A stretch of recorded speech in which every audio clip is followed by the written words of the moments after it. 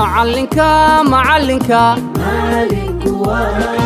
maamuus dalkeena kii ku yeeshay magaco loo wada maqsuuday maamuus dalkeena kii ku yeeshay magaco loo wada maqsuuday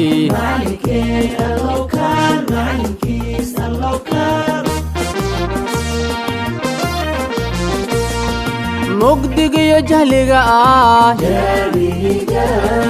isaga masaxay معلنكينا